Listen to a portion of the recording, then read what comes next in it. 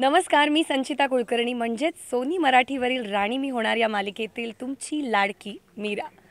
कसे आहात तुम्ही सगळे? आणि स्टार मीडिया मराठीच्या माझ्या सगळ्या प्रेक्षकांना नवरात्रीच्या खूप खूप मनपूर्वक आणि हार्दिक शुभेच्छा.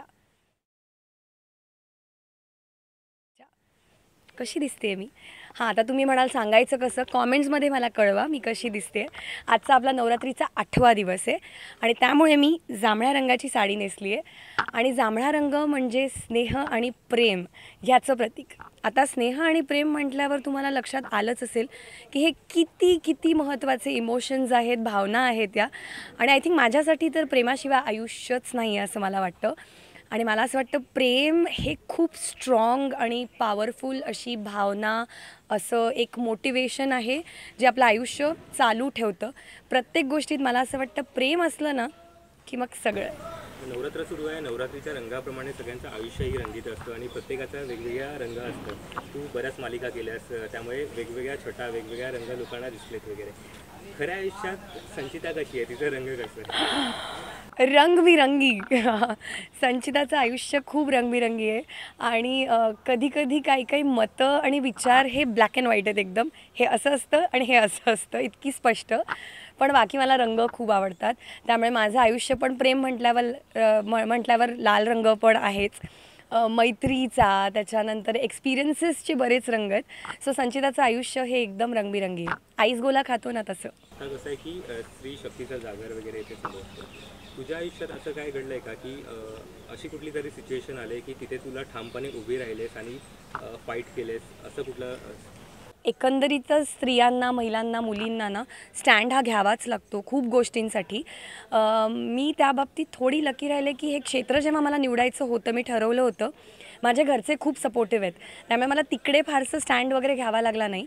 पण क्षेत्रात आल्यावर बरेच वेळा एक मानधन जे मी डिझर्व करते ते मिळवायला आय थिंक मला स्टँड घ्यावा लागला. मग बरेच वेळा छोट्या छोट्या प्रसंगात आयुष्यात ना तो एक स्टँड घ्यावा लागतो, कधी स्वतःसाठी, कधी कुणासाठी तरी. सो असे पण आले क्षण माझ्या आयुष्यात. संचिता, आता तूच सांगितलंस की घरून सपोर्ट वगैरे होता तुला या क्षेत्रात यायला, पण या क्षेत्रात घरून सपोर्ट असेल ना तरी आपल्याला त्या फेजमधून जावं लागतं की ऑडिशन असणं, स्ट्रगल, ते तर लाईफमध्ये सगळ्या आर्टिस्टच असतो. कसं तुझा हा काळ होता की स्ट्रगल करून आतापर्यंत सक्सेस कसं होतं, ती जर्नी कशी होती त्याबद्दल? मी खरं सांगू, मला असं वाटतं मी अजूनही स्ट्रगलर आहे आणि मी उगाच म्हणायचं म्हणून म्हणत नाही आहे. नॉन स्ट्रगलर म्हणायला हरकत नाही आहे. पण मला असं वाटतं मी स्ट्रगलर आहे. अर्थात ती जर्नी माझी थोडी सोपी झाली कारण घरून सपोर्ट होता. त्यामुळे मला बऱ्यापैकी इमोशनली, फिनॅन्शियली एक होतं की आहे, त्यांना समजतं आहे, कळतं आहे काम मिळेपर्यंत. पण काय होतं ना, या क्षेत्रात लोकांचा असा समज आहे की एकदा का तुम्हाला काम मिळालं म्हणजे गाडीही सुरूच. तर असं नाही आहे. काम मिळाल्यावर आजही या मालिकेसाठी सुद्धा मला ऑडिशन द्यावं लागलं आणि त्यावेळी ना तो प्रवास असा स्मूथ केकवॉक नसतो. खूप मेहनत घ्यावी लागते, स्वतःला मेंटेन करावं लागतं. मेंटली स्टेबिलिटी आय थिंक खूप गरजेची असते, कारण ते काम मिळेलच असं नाही आहे. काम मिळाल्यावर ते यश पचवता आलं पाहिजे, तर तो पण एक स्ट्रगल असतो. काम नसतं तेव्हा पण तो जो काही स्ट्रगल असतो तो खूप महत्त्वाचा असतो. त्यामुळे मला असं वाटतं की मी आहे अजूनही स्ट्रगल आणि तो सुरूच असतो मला असं वाटतं आणि तो सुरूच ठेवायला पाहिजे. त्यामुळे क्षेत्रात येताना कुठेतरी माहिती होतं की सगळंच फक्त चांगलं चांगलं आणि कुठेतरी छत्री घेऊन उभं राहील असं नसतं. ती कल्पना होती, पण ते जेव्हा घडायला लागतं थोडंसं कठीण डेफिनेटली होतं. नक्कीच स्ट्रगल सुरू प्रत्येक कलाकाराच्या आयुष्यात असतोच, कारण एक मालिका संपली दुसऱ्याचं चालू करण्यासाठी स्ट्रगल असतं. संचिता, मला तुला हे विचारायला आवडेल की तुला पहिला तुझं ऑडिशन आठवतं आहे का की ते झाल्यावरती तुझं सिलेक्शन झालं आहे? कशी होती ती प्रोसेस आणि जेव्हा तुला प्रोजेक्ट मिळाला तेव्हा तुझी रिॲक्शन काय? खरं ना, मला मुंबईत आलेल्या तिसऱ्या दिवशी काम मिळालं होतं आणि त्यावेळेला माझं ऑडिशन झालेलं नव्हतं कारण एक खूपच छोटी भूमिका मला साकारायची होती. पण मी खूप एक्सायटेड होते कारण एक तर मी आलेल्या तिसऱ्याच दिवशी आणि त्यातून मी असं जाऊन स्वतःला इंट्रोड्यूस वगैरे करून मला काही फारसं माहिती नव्हतं. पण मला खूपच भारी वाटलं होतं आणि प्रॉपर ऑडिशन मला अगदी व्यवस्थित लक्षात आहे. कारण तेव्हा माझे डेंग्यूमुळे वगैरे माझे केस गेलेले होते. तर नवीन ग्रोथ मला आली होती. एवढे छोटे माझे असे कुरळे केस होते आणि मी गेले आणि ऑलरेडी एका ऑनगोईंग शोच्या सेटवरच मला ऑडिशन द्यायला लावली होती. त्यामुळे ते 70 जण असे माझ्या समोर होते आणि पहिलं ऑडिशन होतं माझं ते. पण ग्रेट. आणि लकीली ती कुठली मालिका होती, डबल रोल होता, सो तुम्ही गेस करू शकता कुठली मालिका होती. आणि छान झालं होतं ते ऑडिशन आणि मला ती भूमिका साकारायला मिळाली, तो रोल मला मिळाला. पण मला खूप छान वाटलं होतं. Touchwood, I don't know how, पण मी नर्वस नव्हते, जरी ते 60-70 जण असे मला बघत होते. मला खूप छान वाटत असं काहीतरी मला डोक्यात होतं की वाव, मला हे करायला मिळतं ज्याच्यासाठी मी नागपूरहून मुंबईला आले. सो छान होतं ते ऑडिशन. पण अर्थात मला माहीत नव्हतं ती भूमिका मला मिळणार आहे का नाही. त्यामुळे कुठेतरी भूमिका देऊन झाल्यावर थोडंसं असं होतं की काय होणार आहे काय नाही. पण ते ऑडिशन मला आठवतं आणि माझ्याकडे ते अजूनही आहे. आय थिंक मी कधीतरी टाकायला हवं ना ते ऑनलाईन, किंवा स्टार मीडियाबरोबर शेअर करायला हवं. काय आहे ते पण मला कॉमेंट्समधून सांगा. आताच तू सांगितलंस की तुझी जर्नी आणि ते सिलेक्शन वगैरे, पण कधी कधी असं असतं ना संचिता, की आपण ऑडिशन देतोय वगैरे येते आणि सिलेक्शन होत नाही, किंवा बोललं जातं की नाही ही बारीकच आहे, किंवा ही जी चेहरा पट्टी जात नाही आहे, किंवा ही अशीच आहे तशीच आहे.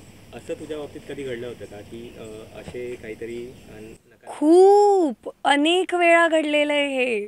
म्हणजे लोकांना एक समज असतं की सुंदर मुलींना कोणी रिजेक्ट करत नाही. पण मुंबईत 2 जण रिक्षेवाले आणि कास्टिंगवाल्यांनी मला खूप नकार दिला आहे. रिक्षेवाले सरळ नाही म्हणून गेलेले आहेत. आणि एनिवे, जोक्स अपार्ट, हो बरेच वेळेला, म्हणजे तुम्हाला सांगते, खूप चांगला प्रश्न आहे हा ॲक्च्युली, आणि मला हे शेअर करायला आवडेल. बरेच वेळा तुम्हाला मी सांगते की कॉन्ट्रॅक्ट सही झालेला आहे आणि मला त्यांनी सांगितलं की उद्यापासून आपण एक 9 वाजता 7 वाजताचं कॉल टाईम आलेलं आहे. आणि मग मला रात्री फोन आला आहे की नाही, चॅनल म्हणतं आहे तुझा चेहरा खूप बेबी वाटतो आहे. मग कधीतरी म्हणतात चॅनल म्हणतो आहे की नाही आम्हाला गोरी मुलगी हवं आहे. कधीतरी कोणी कास्टिंगवाला म्हणाला आहे की नाही म्हणजे जरा ना फॅट आहे, बेबी फॅट आहे. तर कधी म्हणजे रँडम कारणांमुळे असं झालेलं आहे. पण त्यावेळेला मला असं वाटतं की ऑफकोर्स अपयश मी म्हणाले तसं पचवणं सोपं नसतं. तर कधी कधी खूप रडले, पण औला फोन केला, वडिलांना सांगायचं असं झालं, नाही म्हणालेत वगैरे. पण मग मी स्वतःला सांगायचे की जेव्हा कामं मिळाली तेव्हा मी कधीच प्रश्न केला नाही देवाला किंवा नशिबाला किंवा स्वतःला की मला का हे काम मिळालं आहे. So I think rejection is also a part and parcel. So तुम्ही पडल्यावर कसे उठता, ही ही ही सगळ्या लाईन्स ह्या कितीही पुस्तकी फिल्मी वाटल्या तरी या खूप कामात येतात. सो आय थिंक त्यावेळेला मग मी विचार करायचे ठीक आहे, तुमचं हार्ड लक. म्हणजे माझी बहीण मला हे नेहमी सांगायचे रिजेक्ट झाल्यावर, त्यांचं हार्ड लक. आणि मग मला त्यावेळेला असं वाटायचं की नाही, ही माझ्या मन राखायला ही म्हणते वगैरे. पण ॲक्च्युली सो ज्यांनी ज्यांनी रिजेक्ट केलं, it was your hard luck. So या. नक्कीच संचिता, आपण कसं आहे की जेव्हा म्हणजे रिजेक्शन वगैरे होत असतो तेव्हा आपण एकदा उठून पुन्हा त्याच जोमाने तयार होतो. आय थिंक बरेच आलेत असे पण. आणि आऊने मला, माझ्या आईने लहानपणापासून आमच्या घरात ती नेहमी सांगायची, निंदकाचे घर असावे शेजारी. आणि असे लोक असणं खरंच गरजेचं आहे. मी खोटं नाही बोलणार, ते सोपं नसतं पचवणं आणि ते ऐकून घेणं, कारण आपण खूप मेहनत केलेली असते, खूप आपण कष्ट करून कुठेतरी पोचलेले असतो. पण असं बरेच वेळेला झालेलं आहे माझ्या बाबतीत पण, की अरे हिला काय, ती एक मालिका केली ना मग म्हणून आता तिला इझिली मिळालं. नाही, आता ही मराठीतली माझी 5वी मालिका आहे. आणि हिंदीत जे काय मी थोडंफार काम केलं आहे तरीही अजूनही मला कमीपणा वाटत नाही जेव्हा मला ऑडिशनला बोलवलं जातं, किंवा मला तो मास कधीच नाही आहे की काय काम बघितलं आहे ना माझं वगैरे, असं अजिबात नाही. त्यामुळे कष्ट करून मी हे जे काही मिळवलं आहे ते मिळवलं आहे. कोणी गॉडफादर नाही, कोणी नाही, काही माहीत नव्हतं या इंडस्ट्रीचं. सो अशावेळी जेव्हा ऐकायला मिळतं की अरे मुलींना काय सोपं आहे, असं अजिबात नाही. तुम्हाला सांगते, आजच मी तयार होताना स्टार मीडिया मराठीची टीम जेव्हा आम्ही तयार होत होतो त्यातल्या एकीला त्याच्या मुलाचा फोन आला आणि ती बोलत होती. मी तेव्हाच म्हटलं की मुलींना हे खूप कठीण असतं, कारण लग्न झाल्यावर अर्थातच जास्त, कारण सगळं मॅनेज करायचं असतं. पण आमच्यासारख्या मुलींनाही, ज्या नागपूरहून, कोणी अजून कुठून कुठून आलेल्या आहात, तो स्ट्रगल असतो. सकाळी उठल्यापासून स्वतःचा स्वयंपाक म्हणा, सगळ्याच गोष्टी. मुलांना कुठेतरी ते सोपं असतं. अर्थात आमच्यासारखे मुलंही असतात जे बाहेरून आलेले आहेत, पण ते हर्ट होतं. त्यामुळे मला असं वाटतं लगेच येऊन जज करू नका. अगेन, जजमेंट करणं असणं हे ह्युमन नेचर आहे. पण लगेच असं ठरवू नका की मुलींना तर काय खूपच सोपं असतं वगैरे. नाही, त्यात काम मिळाल्यावर ना मुलींनाही खूप मेंटेन करावं लागतं, कारण मुलींचं नेचरच असतं स्वतःला निग्लेक्ट करणं. त्यामुळे मला असं वाटतं खूप कठीण असतं स्वतःला आम्हाला मेंटेन करणं, मेंटली स्टेबल राहणं, खुश राहणं, स्वतःचा स्वयंपाक, सगळंच म्हणजे. त्यामुळे ते सोपं नसतं, आम्हालाही तेवढंच कठीण असतं. त्यामुळे थोडंसं टोचतं कधीतरी की मुलांना म्हणजे सक्सेसफुल झालं आहे, मुलींना पण तेवढंच करा की सेलिब्रेट. आम्ही पण खूप कष्ट घेतो. सो असे क्षण तर आलेले आहेत, पण ठीक आहे. नक्कीच संचिता, कारण बोलण्यासाठी बोललं जातं की स्त्री पुरुष समानता किंवा एकाच रथाचे चाकं वगैरे असं बोलले जातात, पण कधी कधी ते त्या विचारानेही केलं जातं. मला ना असं वाटतं की आपण म्हणतो आणि बऱ्यापैकीच बदल घडलेले आहेत. आपण बऱ्यापैकीच आज आधी जे होतो त्याच्यापेक्षा बरे आहोत, पण still a long way to go. म्हणजे अर्थातच सावित्रीबाई फुले जेव्हा निघायच्या त्यांनी पण कोणी त्यांच्यावर शेण टाकायचं, कोणी दगडं मारायचे, त्याच्यापेक्षा आज बऱ्यापैकी आपण पुढे आलेलो आहोत, पुढारलेले आहोत. सो मला असं वाटतं एक इंग्लिशमध्ये म्हण आहे, प्रॅक्टिस व्हॉट यू प्रीच. आणि सगळे ना म्हणतात की चेंज घडवायला तुम्ही स्वतः चेंज एजंट व्हा वगैरे. मला पटतं आधी इकडे बदल घडले पाहिजे, मग ते तुम्ही तुमच्या घरात आणा सगळ्यात आधी, आणि मग समाजात ते हळूहळू होतील. छोटी छोटी पावलं, जसं लहान मूल एकदम धावायला लागत नाही, तसं मला असं वाटतं आपण ते केलंच पाहिजे. अर्थात ती रिस्पॉन्सिबिलिटी सगळ्यांचीच आहे. आमच्यावर कधी कधी जास्ती अपेक्षा असतात, कारण आम्ही टी व्हीवर दिसतो, फिल्म्समध्ये दिसतो, वेबमध्ये दिसतो. पण मला असं वाटतं की सगळ्यांनीच ते केलं पाहिजे. त्यात स्त्री पण पुरुष पण, प्रत्येकाने ती रिस्पॉन्सिबिलिटी, आणि अगदी मोठं मोठं काहीतरी केलं पाहिजे असं पण नाही आहे. एक साधारण कुठल्याही घरात आपण बघतो की पंगत पुरुषांची आधी असते आणि स्त्रिया गरम गरम वाढतात. ठीक आहे, पण मग स्त्रियांची जेव्हा पंगत आहे, कधीतरी त्यांनी पण गरम गरम वाढावं, एक तुपाचा चमचा द्यावा. हे किती छोटं आहे ना, पण इथूनही आपण बदल घडवू शकतो. किंवा कधीतरी एकत्र बसावं. बऱ्याच घरोघरी वर्किंग असतं. आता हे मी जवळून बघितलेलं आहे म्हणून तुम्ही म्हणाले तसंच छोटं आहे, पण माझ्या घरात मी हे बघितलं आहे. माझे आईवडील एकाच वेळेला रात्री यायचे आणि आम्ही सगळे एकत्र जेवायला बसायचो. सो ही एक गोष्ट झाली. कधी कधी मला असं वाटतं फिनॅन्सेसमध्ये असं म्हटलं जातं की मुलींना काही समज नसते, जे आहे ते पुरुषांचं. का? आज तुम्ही विचार करा, होममेकर जे असतात त्यांना एक ठराविक एक महिन्याला अमाऊंट दिली जाते. त्या काय सुंदर घर चालवतात आणि तरी सेविंग्स करतात. सो अशा खूप छोट्या छोट्या गोष्टींपासून पण मला असं वाटतं आपण सुरुवात केली ना, तर बऱ्यापैकी बदल घडतील आणि एक समाज हे खूप सुंदर होईल जगायला. पण अर्थात परत स्त्री पुरुष एक म्हणजे सगळ्याच गोष्टीत आम्ही कंपॅरिझन वगैरे असं नाही आहे. काही गोष्टीत ते बदल जे आहेत ते घडवताना आपण हेही लक्षात ठेवलं पाहिजे की स्त्री आणि पुरुष हे बायोलॉजिकली पण वेगळे आहेत आणि ते खूप सुंदर आहे ती गोष्ट. सो आय थिंक हे सगळं balance is the word I feel. सध्या नवरात्र सुरू आहे, आज 8वा दिवस आहे. स्त्री शक्तीचा जागर आणि सगळीकडे ते चालू आहे. सो मला तुला विचारायला आवडेल की तुला अशी कुठली प्रचिती आली का तेव्हा की देवी तुझ्या मागे उभी राहिले, असं काही किस्सा घडलेला?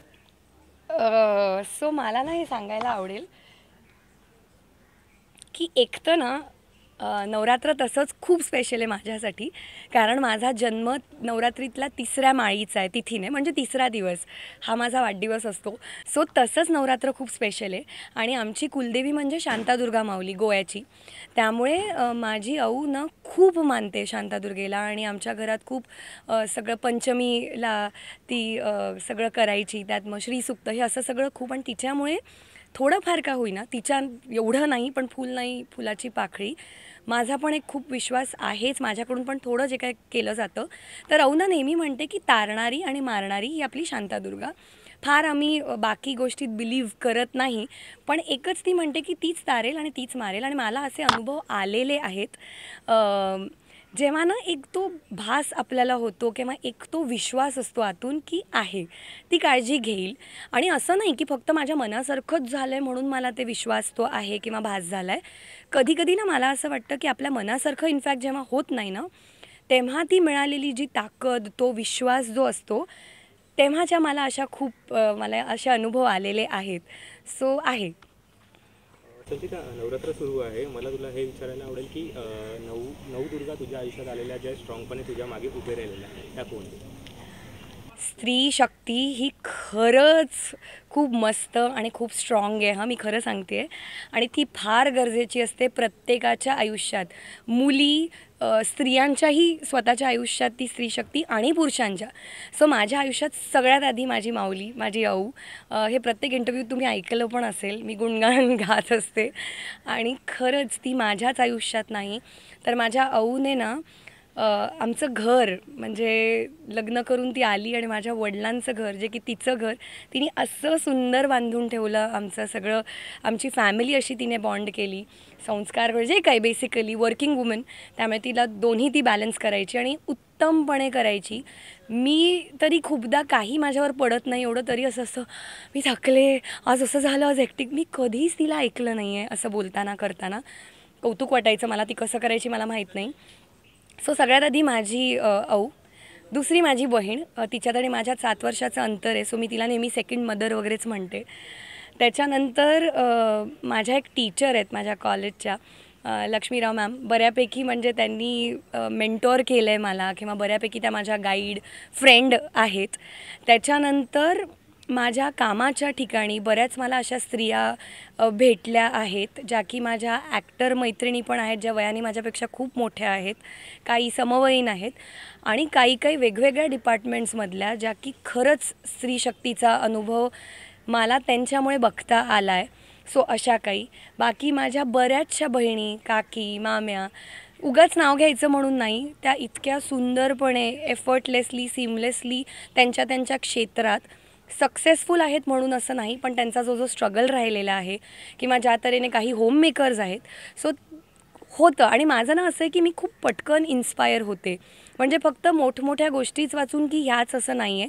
मला ना मध्ये एक स्त्री रिक्षेवाला भेटल्या होत्या आणि मला इतकं भारी वाटलं ना त्यांना भेटून. आणि त्या खूप गप्पा मारत होत्या आणि त्या दिवशी मी जरा स्ट्रेस्ड होते. सो फोनवरचं माझं त्यांनी कॉन्व्हर्सेशन माझ्या आऊबरोबरचं ऐकलं आणि मला म्हणाला, सॉरी हां मी इंटरफेअर करते आहे. आणि त्या मला काही काही गोष्टी इतक्या छान सांगायला लागल्या की तुम्हीच अशा कूल राहा, प्रेमाने बोला, होईल. आणि प्लस मी त्यांना विचारलं. सो त्या दिवसा रिक्षा चालवतात आणि मग घरी जाऊन घर आहेच म्हणजे. सो अशा मला बऱ्याच जणी स्त्री शक्ती म्हणायला त्यांना हरकत नाही आणि त्या आहेतच मुळात. खूप इन्स्पायरिंग, खूप मोटिवेशनल आणि वेगवेगळ्या डिपार्टमेंट्समध्ये तुम्हाला मिळतील. सो मी खूप भाग्यवान आहे की तशा स्त्री शक्ती मला लाभल्या आहेत आणि त्यांच्यामुळे मला खूप शिकायला मिळतं. आणि अर्थात पुरुष पण म्हणायला हरकत नाही आहे की त्यांच्यातली पण स्त्री शक्ती मी अनुभवली आहे कुठेतरी. प्रत्येकात आपण म्हणतोच फेमिनिन एनर्जी, मॅस्क्युलिन एनर्जी. सो माझे वडील, माझ्या घरी काका किंवा माझे भावंड ज्यांनी आमच्यासारख्या स्त्रियांना घडवलं आहे. सो मला असं वाटतं तेही शक्तीच आहेत, कारण म्हणून आम्ही पण अशा मस्त राहू शकलो, जगू शकलो. आम्हाला तेवढाच इंडिपेंडन्स, तेवढाच निर्णय घेण्याची ती व्हॉइसिंग आवर ओपिनियन्स हे सगळं इक्वली होतं. सो मुळात ना मी अभिनेत्री म्हणून हावरट आहे. मला ना असं खूप वाटतं की वेगवेगळे काय काय रोल्स करायला मिळावे, वेगवेगळ्या भूमिकेतून मी लोकांपर्यंत पोचावी वगैरे. आणि प्रत्येक भूमिका ही माझी लोकांना आवडायला हवी, ते कसं इच्छा असते ती. आणि त्यात जेव्हा ही भूमिका मला मिळाली ना, तर एक तर सोनी मराठीबरोबर दुसरी मालिका, so it was like coming home. त्यात आयरिसबरोबर मला काम केव्हापासूनच करायचं होतं आणि ती संधी मला लाभली. आणि त्यात लकीली ना माझ्या सगळ्या रायटर्स पण 1-2 सोडल्यात तर आय थिंक एक तर फिमेल रायटर्स. तर मधुताईंनी लिहिलेली ही स्टोरी, त्यात तिची को रायटर ज्योती, जिच्याबरोबर मी आधी काम केलेलं आहे, ती पण.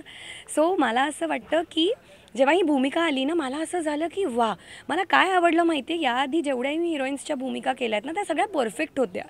त्या सगळ्या परफेक्ट, खूप शोषित आणि खूप अशा होत्या. मीरा ना जरा वेगळी. मीरा ही प्रेमळ आहे, समजूतदार आहे. ती हिरोईन आहे, पण तिची ना मतं आहेत जी मांडायला ती घाबरत नाही. त्यात ती आजच्या मुलींसारखी आहे. त्यात तिचं एकदमच वेगळं ती काहीतरी करते. म्हणजे तिला डॉक्टर व्हायचं होतं खरं तर, पण पैशाअभावी तिला होता आलं नाही आणि मग हरून बसली नाही ती. तर तिने नेल आर्टिस्ट ती झाली. जशा की अशा मला बऱ्याच मुलींना मी भेटले माझ्या सेटवर, तर कधी कुठे, तर कधी घरात कुठेतरी, की ज्या परिस्थितीला हरून अशा रडत बसल्या नाही आहे. त्यांनी स्वीकारलं की बरं असं घडलं आहे आणि माझं एक स्वप्न आहे, तर यातल्या मधलं अंतर कसं गाठायचं. तर मेहनत करून मला काहीतरी 2 पैसे कमवून घरही चालवायचे, जे की मला खूप सुरेख वाटलं तिच्याबद्दल. की तिला राजकुमार हवा आहे, पण तिला तिच्या परिस्थितीची पण जाणीव आहे. त्यामुळे ती म्हणाली की नाही होता आलं डॉक्टर, चल नेल आर्टिस्ट काम आवडत नाही पण करूया. एक ते, आणि त्यात ना ती घाबरत नाही.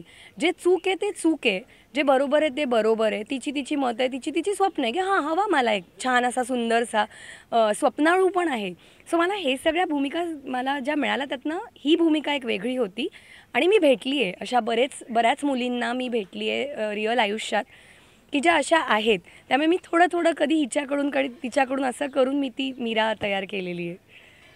संगीता, आता डिजिटलचं युग आहे. समजा जर नवरात्र सुरू आहे आता आणि समजा जर देवीचा फोन आला तर तू काय शेअर करशील? वाव, मला कल्पनेनेच एक तर खूप भारी वाटते की वाव असा मला देवीचा कॉल आला आणि मग आम्ही बोलतोय. मुळात तर मला सगळ्यात आधी मग त्यांना सांगायला आवडेल, जे म्हणतात की देव देवी हे काहीच नाही आहेत. मला कॉल आला आहे म्हणजे ती आहे. वन ते दुसरं, मी सगळ्यात आधी तिला सांगेन की थँक्यू मनापासून, कारण मला खूप चांगलं प्रिव्हिलेज्ड आयुष्य मिळालं आहे. प्रिव्हिलेज्ड म्हणजे फक्त चांदीचा चमचा तोंडी घेऊन जन्माला येणं असं नाही आहे. तुमच्या डोक्यावर जेव्हा छत असते, खायला प्यायला छान चमचमीत किंवा साधा वरण भातही असेल तरी जेव्हा जेवण मिळतं आहे, मनासारखं काम मला करता येतं आहे, खूप चांगले आईवडील, एक फॅमिली मला लाभली आहे, खूप जीवष्ट कंठिष्ठ खूप चांगले जिवलग मित्रमैत्रिणी जेव्हा मला मिळालेत, नातेवाईक, काम असं मनासारखं फुल करायला मिळते, तर मी सगळ्यात आधी तर तिला सांगेन थँक्यू सो मच.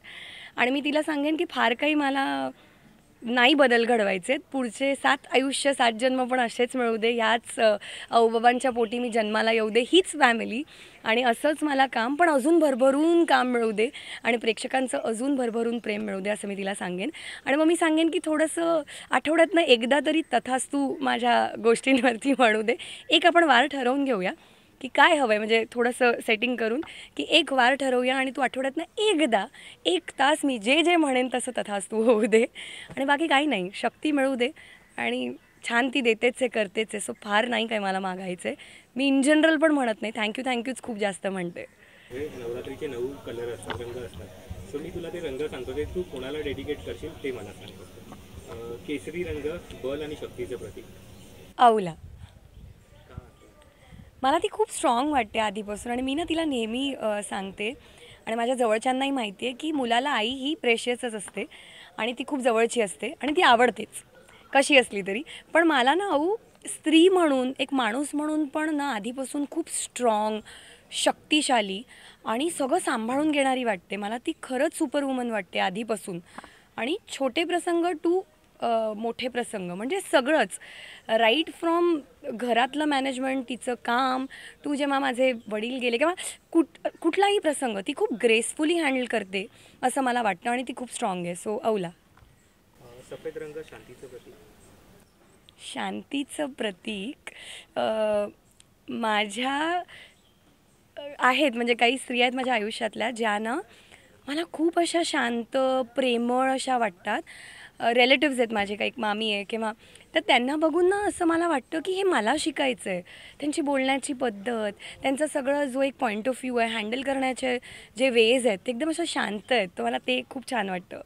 लाल रंग पवित्रेचं प्रतीक किंवा प्रेमाचं प्रतीक. प्रेमाचं प्रतीक आय थिंक माझी बहीण, आणि माझी बहीण संपदा, माझी एक म्हणजे तिच्याबरोबर एक आहे, ते नातं आहे, प्रेमाचं आहे, आणि ते अनटचेबल असं आहे. सो ती. निळा रंग बलिदान आणि साहसचं प्रतीक. औला परत. पिवळा रंग संतती समृद्धीचं प्रतीक. माझी मैत्रीण अनमोल, माझी खूप जिवलग मैत्रीण आहे ती, आणि हां, तिला. हिरवा रंग आनंदाचं प्रतीक. तो पण आय थिंक माझ्या आयुष्यातल्या ज्या सगळ्या स्त्री आहेत, म्हणजे माझ्या टीचर्स झाल्या, माझ्या मैत्रिणी, माझ्या कझिन्स, माझ्या मामी, काकी, माझ्या सेटवरच्या सगळ्या टीममधल्या आत्तापर्यंतचं जेवढी मी कामं केली आहेत त्यातल्या सगळ्यांना, कारण मला त्या खरंच खूप भरभरून आनंद त्यांनी दिलेला आहे. अर्थात तुम्ही म्हणाल भांडणं होत नाही का, पण त्यातनं पण नंतर जे काय घडतं ते आनंदाहीच असतं, त्यामुळे त्यांना. राखाडी रंग नवीन सुरुवात आणि विकासाचं प्रतीक. स्वतःला आय थिंक, कारण मला असं वाटतं की हे जे क्षेत्र आहे, आम्ही नवीन नवीन प्रोजेक्ट्स करत असतो किंवा एकंदरीतच आय थिंक रोज जे आपण सकाळी मी उठते ना, मला असं वाटतं ही एक अजून एक ऑपॉर्च्युनिटी मला मिळालेली आहे, त्यामुळे मी हा स्वतःला डेडिकेट करेन रंग. जांभळा रंग सद्भावाचं प्रतीक. आयुष्यातल्या पुरुषांना, सगळ्यांना, सगळे जेवढे राहिलेत, ज्यांनी पाठिंबा दिला आहे, ज्यांनी साथ दिली, आय थिंक त्यांना. मोरपिशी रंग ऊर्जा आत्मविश्वास वाढवण्यासाठी. स्वतःला डेडिकेट केल्यावर जर मला ते लाभणार असेल तर मग स्वतःला. कारण मला 80 वर्षाची पण झाली तरी ती ऊर्जा आणि ते एकदम झील माझ्यात हवं आहे. सो या. थँक्यू स्टार मीडिया मराठीला. नेहमीच तुमच्याबरोबरचे माझे इंटरव्ह्यूज, माझ्या बाईटचे काहीतरी एक स्पेशल असतं. So thank you. आणि कॅमेरा पुढे मी दिसते, पण कॅमेरा मागच्या टीमला पण कधीतरी आय थिंक मी असं हे माईक घेऊन त्यांच्याबरोबर एक करायला पाहिजे ना. मग तुम्हाला बघता येईल की कॅमेरा मागे आम्हाला इतके जे काय आम्ही सुंदर दिसतो, गप्पा मारतो, ते कोण असतं. सो मी बोलते त्यांच्याशी, बघूया. कॉमेंट्समध्ये परत तेही सांगा तुम्हाला करायचं आहे का, बघायचं आहे का असे. सो परत एकदा स्टार मीडिया मराठीच्या सगळ्या प्रेक्षकांना भरभरून मनपूर्वक खूप खूप नवरात्रीच्या शुभेच्छा. मस्त मज्जा करा, स्वतःची काळजी करा, गरबा वगैरे खेळा, रोज नवीन नवीन रंग जे काही ठरल्याप्रमाणे ते घाला आणि एन्जॉय करा. आणि मालिका बघत राहा आणि भरभरून मला प्रेम द्या.